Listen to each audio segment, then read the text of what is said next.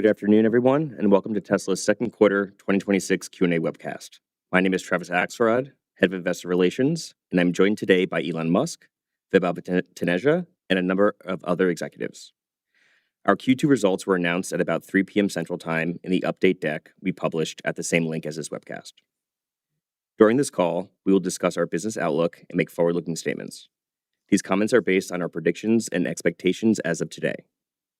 Actual events or results could differ materially due to a number of risks and uncertainties, including those mentioned in our most recent filings with the SEC. During the question and answer portion of today's call, please limit yourself to one question and one follow-up. Please use the raise hand button to join the question queue. Before we jump into Q&A, Elon has some opening remarks. Elon? Thank you. So, it's been a great quarter. We achieved record Q2 deliveries. Model Y, I believe, is now, I think it's the best-selling car of any kind in the world, and is setting records across the board. So its popularity is increasing tremendously, and we're seeing in locations that have FSD approved, we're seeing a very high take rate of FSD, and in fact, I think for a lot of people, they're actually buying Tesla Full Self-Driving with a car attached, as opposed to a car with FSD. They're coming into our stores in the US and saying they want the Full Self-Driving, and with whatever car it comes with, essentially. So clearly, this is a significant demand driver, and as we get approval for FSD in different countries, I think we'll see a similar uptick in demand. It's looking very good on that front. The energy business is also growing incredibly fast, and I think will be crucial for the scale-up of artificial intelligence data centers. We're investing a lot in growing the core business and really preparing for the future. So this is a massive CapEx year, but I'm confident that all the things that we're investing in will yield incredible returns. Really, maybe the best CapEx returns that we've ever seen. And just the Tesla team has performed incredibly well. The Cybercab has started production, and we also have started production and are ramping in. We will soon start production with Optimus. We have started production with the Tesla semi-truck. We will soon start production with Megapack 3. We've started production with the lithium refinery, the cathode refinery. We're scaling up battery cell production, and we're also preparing to do a massive solar panel, like solar cells and panel production. Actually, this is going all the way from silicon refinement to producing the solar cell, and then deployment of solar, because there's going to be tremendous need for electricity in the future due to electrification of transport and AI, obviously. So we're working on what we believe is the most ambitious build-out of advanced infrastructure and manufacturing capacity ever in history. It's a big deal. So with Robotaxi, our goals are very ambitious for Robotaxi, but we do need to be cautious about causing any accidents or causing any harm to anyone. Although there are, I think, 30 to 40,000 automotive deaths per year in the United States alone, most of those do not generate any press when you never really read about almost any of those. But if we injure even one person, it will be worldwide headline news. And regulators will immediately clamp down on our activities. And we don't want to injure anyone. So we're going as fast as humanly possible in scaling Robotaxi, but while trying to ensure that we do not harm anyone at all, and ideally do not even run over a pet. So that's really the constraint. Is we want to grow as fast as possible with Robotaxi without harm to anyone. And we're providing live updates for robotaxi launch as we open up in a city. We immediately post that on X. So if you just follow the Tesla account on X, we'll keep you informed as we scale to new cities. We've opened up in a number of cities in Florida and in Texas, and obviously in the Bay Area. So we'll continue to scale, I think, very very rapidly with you know, it looks like more than 10% a week in terms of miles driven. So it's a very high compound growth rate. So let's see, Optimus. As you've heard me say before, I think Optimus will be the biggest product ever, but it is a very complex problem to solve. Um, it's one of the hardest things to solve, to make an autonomous humanoid robot that can do tasks that if you simply ask it to do something or show it a video, it can do the task without any programming.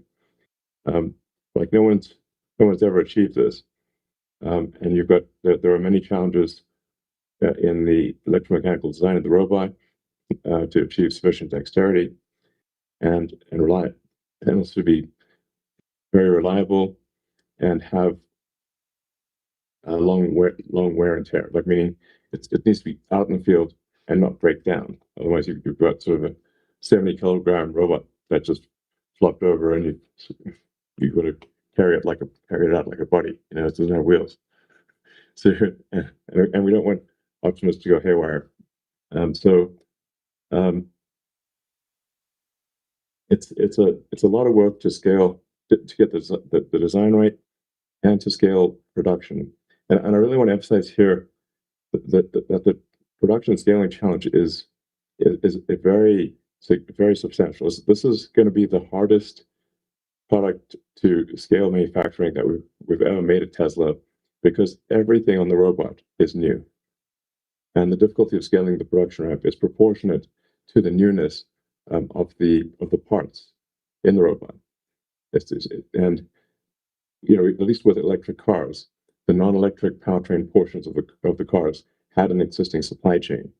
So you could go to existing suppliers for wheels and side mirrors and windshield glass and that kind of thing, body panels. But with Optimus, there is no supply chain. So we've had to build up a supply chain in its entirety, or in-house the production, and we've in-housed a tremendous amount. The Optimus production line that we're building out in Fremont, in place of what used to be the Model SX production, it looks incredible. I mean, it's quite stunning to see. So I just want to make sure to calibrate people correctly. Optimus will follow the sort of normal S curve of manufacturing of a manufacturing ramp, but the initial portion of the X curve will be quite flat and long because of the newness of the parts in the robot.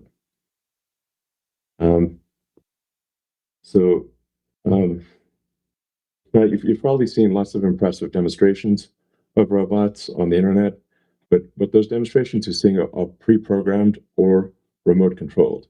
So there is no humanoid robot that is actually able to do generalized tasks. Optimus will be the first one that is capable of doing that, where it's not just a demo; it's genuinely useful in day-to-day life.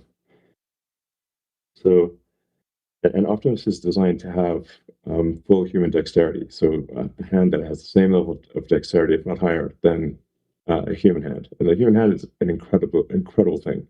The more you study the human hand, the more amazing you realize how amazing hands are. It's more than just opposable thumbs. I mean, the nuances of how human hands work are amazing. As the closer you look, the more amazed you are. And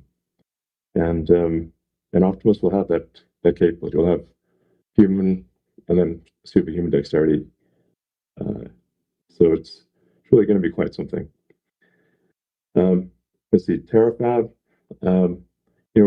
The Terafab, we expect to announce the location soon, and provide more details about our plans in that regard, which we'll leave that to the product, sort of the launch announcement, rather than try to squeeze it into an earnings call, because I think this is a very big announcement, and it deserves to have its own sort of stay in the spotlight and not be sort of squeezed into an earnings call. But I do think TerraFab is going to be an amazing initiative and a necessary one, and one without which we will be constrained in our ability to scale Optimus production, because we simply won't have enough AI chips. So it's crucial to solve that, and we'll have to solve memory, logic, and packaging in order to scale Optimus. So if anyway, like I said, we'll leave that to its own announcement.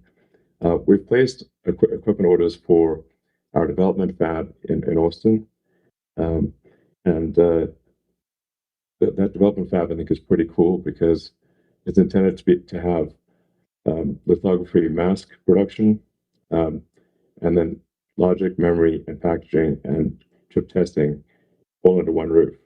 So you can have a very fast iterative cycle, and try out new chip designs very quickly and see if they work. I don't think such a building exists anywhere on Earth.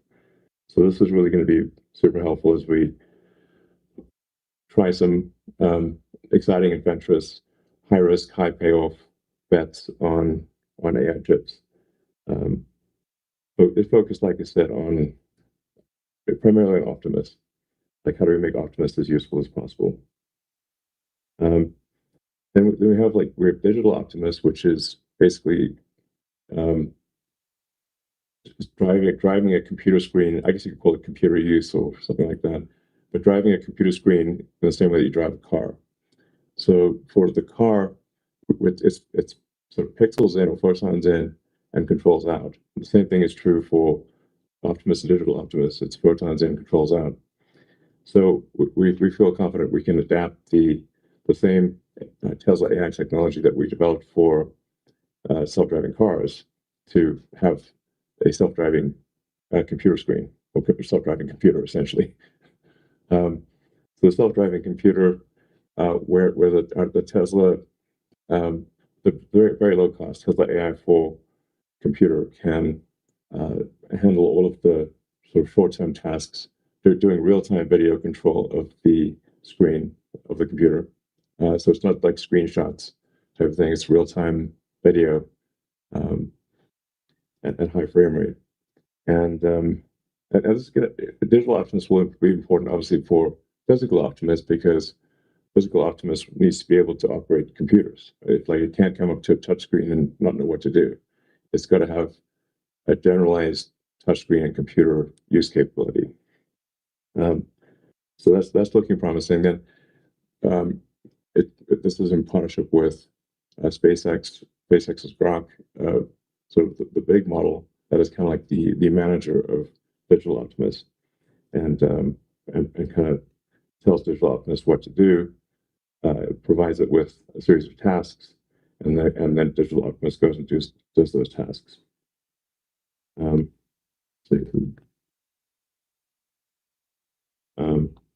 We're also building out a megapod design that has Tesla AI4 computers with x86. So pairing an x86 computer with the Tesla AI4 computer in a box. And it's kind of just digital Optimus in a box. And in a megapod, kind of like the Megapack packaging. And so where we put just a large number of AI4 plus x86 combos in a giant box, essentially. And that these boxes can be placed anywhere in the country or outside the country. And this allows us to scale AI compute using disaggregated electricity production. So because there's lots of places all around the world, including at our superchargers. I think we've got something like 7 gigawatts of power at our superchargers and growing. and we can place megapods at many of these superchargers and have distributed power for AI. So I think that could be quite a big deal. So in conclusion, we're super excited about our autonomy and robotics roadmap.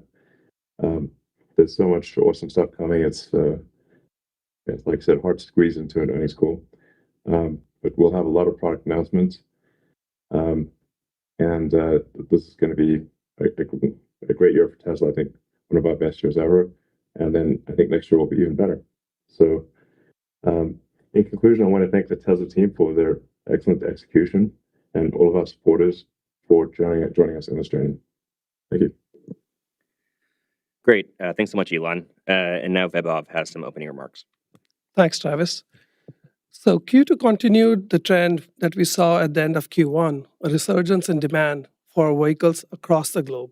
We achieved record Q2 deliveries globally with sequential growth across the Americas, APAC, and EMEA of 60%, 27%, and 12% respectively. Additionally, Model Y set records in several key markets, including the Netherlands, Australia, and New Zealand. The efforts of the Tesla team to create compelling products at a reasonable price with the capability of autonomous driving are coming to fruition. We exited Q2 with our largest order backlog since 2023. We are therefore focused on increasing production at all our factories to meet this growing demand. Production growth will be limited by our supply chain. This includes not just batteries, but also electronic components. We've been here before, and like always, our Tesla team is working actively to unblock the obstacles ahead by securing strategic deals with suppliers. Like Elon mentioned, one of the key factors for vehicle demand has been FSD. Our sales data suggests one of the main reasons customers are coming and looking at the car is because of FSD. In Q2, we had in North America about 55% of our deliveries had FSD subscription at the time of delivery enabled. Overall, FSD attach rates continue to improve, reaching nearly 1.5 million paid customers globally, of which 55% is upfront purchases and the remaining 45% is subscriptions. We expect that the bulk of the growth in FSD monetization will come from subscriptions as we've removed the purchase option in most markets. Automotive margins, excluding regulatory credits, declined sequentially from 19.2% to 16.3%. As a reminder, we had highlighted in Q1 that we had a $230 million benefit from warranty true-downs and some tariff relief, which did not repeat in Q2. Controlling for the impact of those benefits from the prior quarter, our automotive gross margins, excluding credits, would have been approximately flat. This demonstrates the effective pricing and cost management done by the Tesla team as we continue to drive demand. Commodity price increases and interest rate changes all continue to add to our costs. Note that interest rate subvention costs are recognized upfront as revenue offset. So as interest rates have risen this year, the cost of subvention has risen along with them, which had a negative impact on automotive margins. As we have previously noted, energy business is inherently lumpy. Deployments are tied to customer timelines and largely out of our control. In Q2, we deployed 13.5 gigawatt hour of energy storage, a 53% sequential increase, and the second largest quarter for energy business. Despite this growth, energy gross margins declined from 39.5% to 20.4%. This margin decline was a result of several dynamics. First, there was a warranty true-up in the quarter of about $240 million related to certain vendor cell issues for our legacy deployments. Also, the tariff benefits we recognized in Q1 of more than $200 million did not repeat. And lastly, we had previously guided that ASPs for industrial storage is coming down amidst growing competition. Long term, we believe the energy business should normalize at a gross margin rate in the mid to low 20% range. Our order backlog of this business is robust, and we are doing our best to build based on both existing demand and future demand we expect from data center growth and overall electrification of the economy. Service and other margins improved sequentially from 9.2% to 14.1%, an all-time high. This was mainly driven by an uptick in volume and better cost management of our vehicle fleet that supports businesses such as used car, supercharging, service centers, and insurance. While marginal today, also included in this business are deliberate investments we are making in infrastructure that will help scale robotaxi in the future. We continue to grow the Tesla robotaxi fleet and have expanded to a total of 7 markets in the US. We expect the ramp of the fleet to accelerate throughout the year, along with expansion into new US markets. As previously guided, operating expenses increased sequentially. The increase came primarily from significant research and development related activities, including pre-production ramp costs for new products like the semi-truck, Optimus, Cybercab, and other AI initiatives, as well as depreciation for an additional compute that we brought online. Additionally, we had charges related to litigation expenses in the quarter. Note that we are in a big investment cycle and expect our operating expenses, largely driven by R&D, to continue to grow in 2026 and beyond. Net income was positively impacted by a mark-to-market gain of $1 billion on our SpaceX holdings, which was offset by losses on FX of approximately $300 million and on Bitcoin of about $100 million. As previously guided, our free cash flow ended up being negative for the quarter. Most of the reason for it going negative is because CapEx more than doubled sequentially, and we expect it to increase further in the second half of 2026. We continue to expect that CapEx for this year will be more than $25 billion. CapEx will grow for the next 2 or 3 years as we expand our robotaxi fleet, expand our production capacity for Optimus, make investments for semiconductor fab, install solar manufacturing capacity, and AI compute infrastructure, in addition to all the other expansions we'll do for other manufacturing for automotive.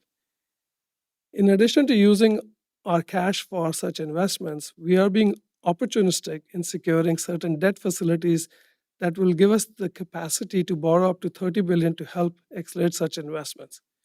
We believe this is the right strategy to position the company for the next era, and we'll always make such investments in a very capital efficient manner. The path to amazing abundance is ever challenging and requires making bold bets. Our progress will be non-linear. The future is going to be great, and we are ready to rise to the occasion. I would like to end by thanking the Tesla team, our customers, investors, and suppliers for their confidence in us on this journey. Thanks so much, Vaibhav. As everyone on the call may have noticed, we've covered several of the Say.com questions already in opening remarks, including Optimus production, Terafab, and Digital Optimus.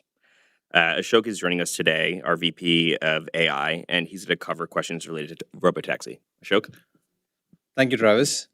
Many of the questions on Say.com relate to robotaxi deployment and scaling, so we thought we'd provide a comprehensive view of where we are now and where we are going in the future. First of all, I'd like to state that the robotaxi program has been operating extremely well. Especially in terms of safety, the program has had an impeccable safety record. We have driven more than 380,000 miles of unsupervised robotaxi, now across 6 cities in 2 different states. We have had 0 notable incidents. Any reports have been of other actors impacting us when we were stationary.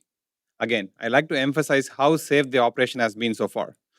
0 notable incidents over 380,000 miles. Historically, the so-called experts have always claimed that you need LiDARs, radars, HD maps, and the entire kitchen sink to drive safely. Here we show that such is not true. You can have safe, comfortable, and affordable autonomy with just cameras. This record should be a huge validation of Tesla's entire AI approach. Second, I'd like to discuss scaling. We started the robotaxi program roughly a year ago in Austin. We had safety monitors in the passenger seats of the cars back then. Around the end of last year, we had the first fully unsupervised robotaxis in Austin. Since the beginning of this year, we have grown at double-digit growth rates to the number of unsupervised miles that the fleet drives every week. I repeat, we have grown at such a high compounding rate on a week-over-week basis over the last several months. Not only that, we expect to continue growing at such a large rate through the rest of this year. The other thing to note is that for expanding to new cities, it has been relatively less effort on our front. We expect that the time to launch to a new city will continue to trend towards zero, towards an end where we operate in entire states as a whole instead of going by city. Such growth was only possible because we have a world-class engineering team on the frontier AI development here at Tesla. The currently operating robotaxi fleet is already running early versions of the V15 FSD software that we had referred to in the past. For V15, we had planned roughly about 7 major improvement tracks, and they're all happening in parallel. The early V15 builds that are running on robotaxi have already 40% of those tracks merged together, and that's what's running in the fleet right now. As we continue to complete our work on V15, we will see that the car is going to be ridiculously safe and capable. We're already seeing internal signs that all of these bets that we have made for technology improvements are all starting to work, and we expect that the payoff will be huge, and that's what is going to help us sustain the same growth rate through the rest of this year and so on. Finally, regarding the Cybercab, first of all, it's a phenomenal product. Anyone who rides in it instantly falls in love with the experience. We have aligned our manufacturing targets to roughly match the projected growth rate of the unsupervised miles. The same V15 models that power the Model Y and other platforms will also work on Cybercabs. In conclusion, robotaxi growth so far has been literally exponential while keeping an impeccable safety record. Our technology bets are paying off, helping us sustain the exponential growth for the foreseeable future, and the Cybercab is going to be awesome. That's great. Thanks so much, Ashok. And there was one remaining question on data collection for Optimus training. Would you mind covering that as well? Yep, definitely. Regarding Optimus, especially Gen 3, Optimus has been designed to not just match the appearance of human beings, but also the functionality and dexterity of humans. One of the main reasons for this approach is that having the human form factor and function allows us to learn from humans on how to perform a wide variety of tasks. This opens up the entire world to provide data for training Optimus. Just like FSD, we have access to a broad fleet of humans giving us data from all of the workers at our factory. Optimus can learn quite a bit from observing them perform their tasks at the factories. We also have a dedicated data collection team who can provide a relatively small amount but of very high quality demonstrations to do the post-training of these models. This is all on top of any training we can do off of the entire internet of data that shows demonstrations of people doing various tasks, both in industrial settings and home settings. The second flywheel is when we have a large number of Optimus robots practicing their tasks in what we call the Optimus Academy.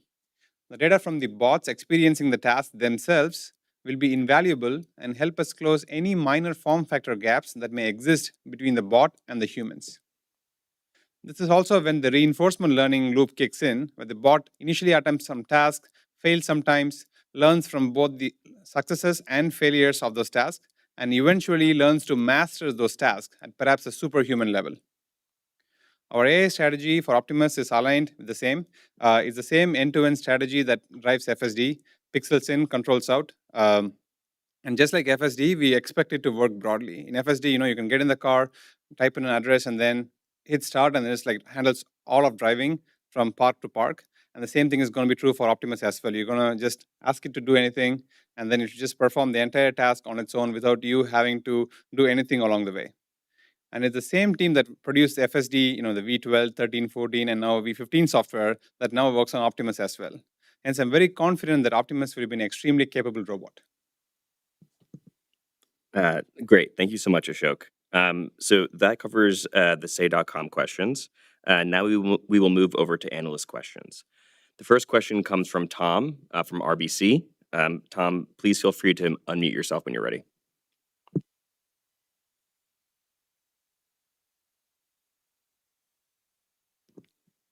Tom, you're still on mute, so please unmute yourself and go ahead and ask your question.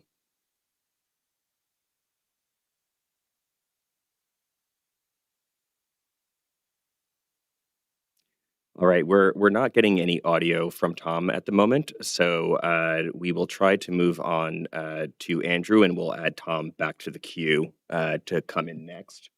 Andrew, as soon as you can, please unmute yourself and ask your question.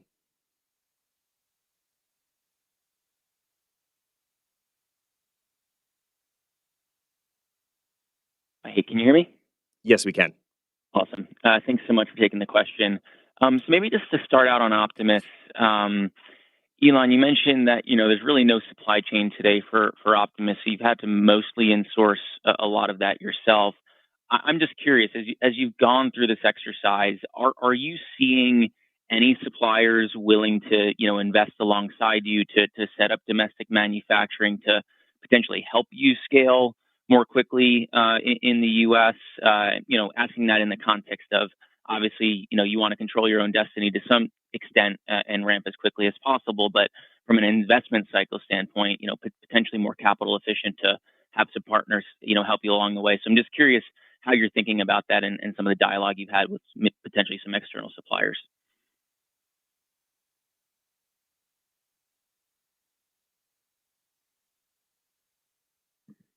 Elon, you may be on mute right now. We can't hear you.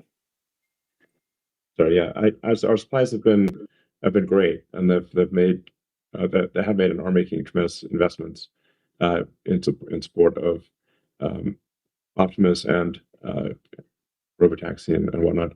Samsung and TSMC in particular are building fabs. TSMC in Arizona and Samsung in Texas, and putting in tens of billions of dollars to build AI compute for Optimus and robotaxi. Panasonic has also invested many billions in increasing battery cell production. I'm a little under the weather here. I'm a bit ill, so if I sound a little off, I'm kind of struggling with I'm a little bit ill today. So yeah, but our partners have been great, and I'd like to thank them for their support and their investment and their hard work. Great, thanks for that. And maybe just as a sorry, Andrew, we're going to have Karn hop in here for additional color briefly. Yeah, just to add to Elon's point, that the Samsung fab, that's going to be pretty significantly dedicated to future projects. That's a massive investment, multi-billion-dollar. We're seeing the same level of investment going to memory, and also new specific parts like metal injection molded parts, flexible printed circuits, and all sorts of novel new technologies that are more based for the robot as opposed to the traditional vehicle supply chain we've had. And in certain cases where we don't find a great partner, we've never hesitated from insourcing it. And we have a very capable manufacturing engineering team and a design team that helps us scale those things. Yeah, and actually, I'd also like to thank Micron for giving us memory allocation. They've got to make some very tough decisions on memory allocation, and we really appreciate Micron making room for Tesla in the years to come, and giving us actually a very significant allocation on reasonable terms, given the pretty insane pricing of memory these days. Great, really appreciate that color. And maybe just my follow-up on robotaxis. You guys gave a lot of great information in your prepared remarks, but there seems to be some evolving regulations at the state level, potentially around sensor requirements. So I'm just curious, as you think about your own rollout, what do you want to see, or what do you need to see from regulators to make sure that, obviously some regulation might be good, but you don't want it to be over-regulated. So what are you expecting to see? What do you want to see to make sure that this is, done in a proper way? And we've got Lars on the line. Lars, if you wouldn't mind covering this one, if you can. Yeah, sure, Travis. I think, when we talk about regulation, particularly in the US, we've made a lot of headway. Just good initiatives from the federal government in terms of the FMVSS rules, moving towards, acceptance and adoption of purely built AVs. And I really appreciate the support from NHTSA on that. When it comes to like a state to state level, obviously the stuff in New Jersey, is a little bit disheartening. I think ultimately, as Ashok said in his opening remarks, we really focus on the performance of the vehicle, and ultimately that's what's going to drive regulators and the public to adopt it. I think the best regulations are those that provide companies and innovators with a goal or a task and allow us to figure out the solution. And when we see regulations that provide a solution before identifying the problem, we really don't, appreciate those. But as Tesla always has and will continue to do, we'll let our performance speak for itself. And I think Ashok played that out really clearly, and that'll be the foundation of our expansion moving forward. Great. Thanks for the questions. Thanks so much. We're going to try Tom again from RBC. Tom, can you unmute and try to speak, please? Unfortunately, Tom, we see you unmuted, but we're not hearing you. So we're going to have to send you back into the queue. Next is Alex from Bank of America. Alex, as soon as you can, please unmute yourself. Hey, thanks for the questions here. Just a few follow-ups on Robotaxi, actually. I guess what milestones should investors be watching from here that would cause you to accelerate your fleet scaling or market deployments? Is it the further safety validation, like a miles driven per incident or something else? And then would you ever consider third-party distribution partnerships, such as with rideshare providers, to increase utilization? Or is the plan for now to keep Robotaxi fully vertically integrated? Thanks. Yeah, we expect to be vertically integrated with Robotaxi as we are in the rest of our business. So I don't think we're going to have any demand challenges with Robotaxi. So this is the economics will be so compelling that I think we will really have a lot more desire to use the service than I think demand will outstrip our ability to service the demand. And so obviously there's no you can just go vertical in that situation. So it's really just about going through and what we call the march of nines of reliability, where you need like how many nines of reliability do you need to scale? Ideally you want 99.99999% reliable. And so it's just the march of nines of reliability is I think the only thing really constraining our growth in Robotaxi. Great. Thanks, Elon. The next question is going to come from Colin at Wells Fargo. Colin, please unmute yourself when you're ready. Oh, great. Thanks for taking my questions. There's been a lot of chatter about SpaceX and Tesla combining in some way. A lot of collaboration already today. Elon, do you see synergies eventually from combining the companies? Does that make sense from your perspective over time? Well, as you can tell from all the many collaborations on so many fronts with SpaceX, and there's more and more overlap, especially with Terafab. That's really going to be a gigantic project. So, but obviously we can't talk about combining companies and that kind of thing on an earnings call. It's got to be done with the appropriate process. And with that, I'll turn it over to Brandon, our General Counsel. Yeah, no, thanks, Elon. And that's exactly right. We continue to benefit from our relationship with SpaceX, and they've been a great partner, and we have numerous beneficial transactions with them. And earlier this year, we deepened our relationship through an investment and a framework agreement. And this will allow us to continue to work with them on projects that Elon mentioned, like TerraFab and Digital Optimus. Yeah, and there's many other things too. Obviously, you've got Grok in the car, so and Grok helping drive Digital Optimus. You've also got Starlink being integrated into the Cybercab, and Starlink will be integrated into all of our vehicles, at least for markets that Starlink is active. Because for a robotaxi situation, you need to have coverage everywhere, and there are many places, even in Silicon Valley, where the cellular coverage is a terrible or sometimes non-existent, which is surprising for Silicon Valley. But I know when I drive to work, those first 10-15 minutes, I can't actually do any calls because the cellular connectivity is so bad. So we can't have robotaxis getting stuck in these like Bermuda triangles of lack of cellular connectivity. So Starlink, with its ability to do connectivity anywhere, is actually quite important. So we don't have robotaxis missing in action. And then obviously, if people are sitting in the car, they're going to want to do high productivity stuff or what entertainment. And with Starlink, you can watch 4K live sports in the car, and with very low cost per gigabyte of data. That's really not feasible via the cellular system. And there's many other situations. Yeah, I mean, I would say think of it like Ashok was mentioning about Cybercab, right? That the experience is great.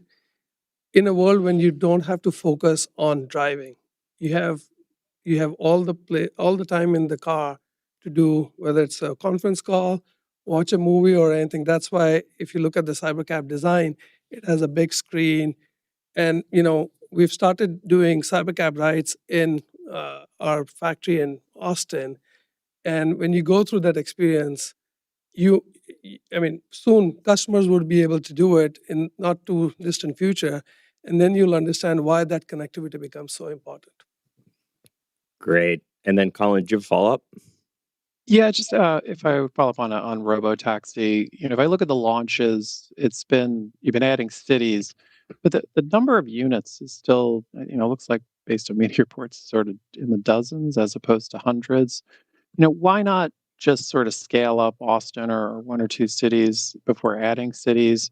And sort of what do you need to sort of get that, higher volume numbers in a major city? What sort of is the roadblock to sort of adding more vehicles on the ground? Yeah, the reason we have been expanding across different cities instead of just doubling down on a single city is that we want to make sure that our stack is a very general one. It is a general one. We just want to both prove to ourselves and to other folks that it is working across a lot of different cities without too much effort per city. And that's what we see internally. And then, as Elon mentioned earlier, the growth rate has been literally exponential. Just it's in the early part of the exponential. That's why it's hard for others to comprehend. In terms of miles versus the vehicles, since these vehicles operating the robotaxi fleet drive basically continuously, as opposed to human drivers who use vehicles for maybe a couple hours a day or something like that, these vehicles are in mostly continuous operation, which means that even for a few vehicles, you can get a lot of miles out of them. And that's why we are tracking the amount of unsupervised miles or just the number of vehicles or something like that. And we want to be operating in a very efficient fleet. So all of the work that goes into the efficiency makes it even more so that we get a lot of miles per vehicle available in the fleet. Yeah, and just to add further to this, think of it, we're trying to scale this, and we're trying to make sure that there are different kinks which would be there, and there are things not just on the software front, on the operation front, which we're also trying to tackle. So that's why we're trying to have a broader footprint to try and make sure before we go really high in terms of deployment, that we are able to sort these things out in a smaller fleet in a controlled manner. Yeah, one of the things for Cybercab should be noted is because it is a new vehicle chassis, we need to accumulate driving data that is specific to the Cybercab before we can put a lot of them on the road. So unlike say Model 3 and Model Y and our other vehicles where we've got a lot of lot of vehicles on the road, millions of vehicles on the road. We don't have that for Cybercab, so we actually have to accumulate miles with Cybercabs that are retrofitted with steering wheels and brakes, acceleration, braking pedals, that kind of thing, to calibrate to the Cybercab chassis.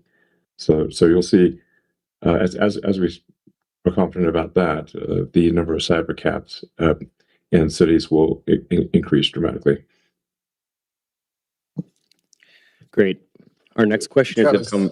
Oh, yeah, go ahead, Lars. If I can Yep. just add like one thought here. The other reason I just want to like point out is, TCO, transportation regulatory situations are different city by city, state by state. There's not a federal, framework to do that. And so like the reason we're expanding city by city is to make sure that we're meeting all of those one at a time, and we're satisfying, all of the requests of each individual city and in everywhere we can. And so we have to expand, to each city to meet those requirements, and we'll continue to do so. And until all of what Ashok and Vaibhav and Ashok said, we'll follow with the scaling. Thanks, Lars. The next question is coming from Walt from Lightshed. Walt, please unmute yourself. Thanks. Just a quick follow-up for that Lars comment. I mean, the NHTSA administrator, Jonathan Morrison, was just on CNBC. He already, is trying to get rid of the pedal and said, I forget his exact term, but it seemed like he wanted to get rid of the steering wheel. It seemed like that would be a gating factor. But is there other things that you need at the federal level to really kind of unlock your ability to ramp Cybercab? I mean, the short answer is no. I mean, I think we have a great relationship with NHTSA and Director Administrator Morrison especially, and I think they're just following through with what the public wants and the world knows is coming, and they're trying to stay ahead of it and make sure that they're doing the right things in place. So we've been open and honest with them for the last couple of years about what our plans were and what we're doing, and we don't want to say we're in lockstep, but I feel like we have a partner there, and we're working together on it. Got it. And then just Elon, it's kind of a roadmap question, I guess. Starlink obviously is integrated in Cybercab, and you guys just talked about the connectivity for watching movies. But what about the flip side of that? Can the Cybercabs become remote hotspots for Starlink Mobile? And then similarly, roadmap question on the Semi. When do you anticipate looking at autonomy for the Semi? Because that seems like a pretty sizable market as well in terms of autonomous trucking and the need for it, given what's going on in our country right now.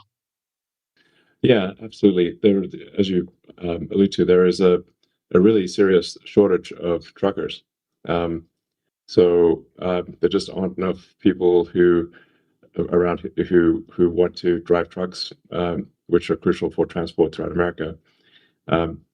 So an autonomous Semi is actually going to be very important to address the shortage of truck drivers, and obviously will be great for improving safety and making it easier on truck drivers to have a self-driving Semi is going to, I think, dramatically improve safety and comfort for truck drivers that use this as a Semi. Since the units, the total number of units of the Tesla Semi is still low and will continue to be a very small percentage even by the end of this year of our total vehicle fleet, it makes sense for us to focus our efforts, our self-driving efforts, on our high volume vehicles, so Model 3 and Y, and solving self-driving and really getting to the point where it's generalized, unsupervised self-driving for those vehicles, and Cybercab. So we expect to get self-driving working on the Tesla Semi probably around the end of this year or early next year, but I just don't want it to be a distraction on the on the march of nines of self-driving, of safety for self-driving on 3Y and Cybercab. That's so that it's taking a bit of a backseat for the next 6 months or so for autonomous semi. But it will be, it will definitely be a big working next year and in time for the scale up to high production of Tesla Semi. For communications, yeah, I think there's an interesting angle there where you could use the Starlink terminals that are in the Tesla cars as like sort of cell towers, I suppose, or connectivity towers, basically for providing relays on the ground to cell phones and to anyone who would like Wi-Fi, basically. Yeah, I mean, it's a different subject, but obviously one could do that with the stationary Starlink terminals too. All right. Our next question is going to come from Will at Truist. Will, please unmute yourself. Great. Thanks so much for taking my question. Elon, you teased us a little bit about sort of the supply chain relative to Optimus, highlighting how difficult it's going to be, but we'd be really interested to understand what your propensity is to manufacture semis for this yourself. When we think about microprocessors, microcontrollers, actuators, and other semiconductors that are going to be used, it occurs to me that you have many that are commercially available. You have an option to design some but have them made at third-party fabs. You also have the option potentially to design and make them yourself. What should we think about your propensity to source these components in these different manners? You're talking about making like microcontrollers and small, like the various computers that are in the car that operate, like the steering system and the braking system. No, that kind. I'm talking about for Optimus, not for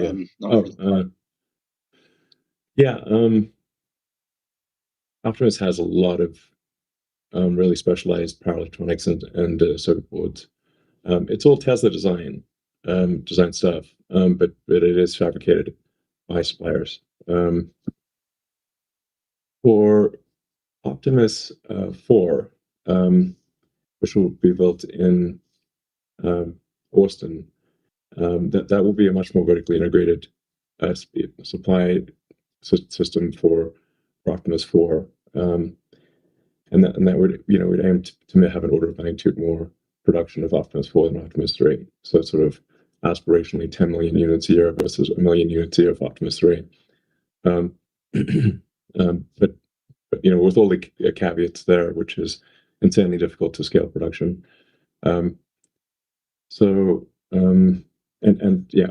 Optimus 4 will be much more vertically integrated. So probably doing a lot of the sort of PCB work in-house for that. As a follow-up, well, first maybe you could talk about the timing as to when Optimus 4 should let's say start production. But the actual follow-up I wanted to ask was the plan to upgrade hardware 3 to hardware 4 in order to be able to process, I suppose it's version 15 of and future versions of FSD. Is that still the plan to do hardware upgrades on the cars? I think it's going to make sense to upgrade all cars that are have less than hardware for almost any cars that have cameras, basically, because otherwise I think it's probably too many modifications. But anything that's got sort of that's set up for cameras, it'll be financially sensible at some point to upgrade them. But I think we'd want to upgrade them to the next generation of like next generation AI board. So it would be either like we have an upgraded AI 4 chip that's sort of a medium, sort of a moderate improvement over AI 4, probably reaches production around the middle of next year. And then there's also AI 5, which hopefully is in volume production around the middle of next year. AI 5 will initially go into Optimus. and actually making very good progress. So the Tesla chip team is really doing great work and making incredibly fast progress on AI5. And I'm very excited about the design of the Tesla AI6 chip. I think it's going to be the best edge computing chip in the world. And if somebody's got a better one, I'd like to meet that person and shake their hand, because the AI6 chip is just so good. So I think I think it's going really well on the chip front. Yeah, and again, I'd like to thank TSMC and Samsung and Micron for the support. Great. We are coming up on the hour, but we're gonna try to squeeze Dan in. So from Barclays, Dan, please unmute yourself.